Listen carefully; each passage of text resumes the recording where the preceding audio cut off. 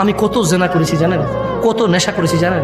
এই যৌবন থাকবে না, থাকবে না চিরকালই দাপট আর নেতৃত্ব আর ব্যবসা বাণিজ্য সম্পদ, গ্রহণযোগ্যতা চিরকাল থাকবে না।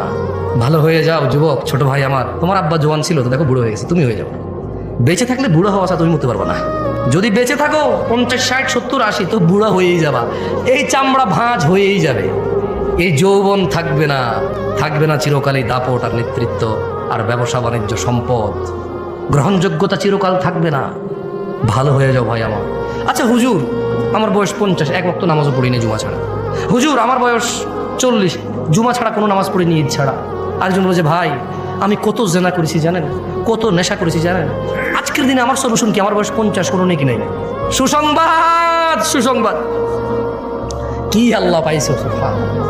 আমি মাঝে মধ্যে চিন্তা করি, আল্লাহ এত দয়ালু না হলে আমরা পৃথিবীতেই শেষ হয়ে যেতাম।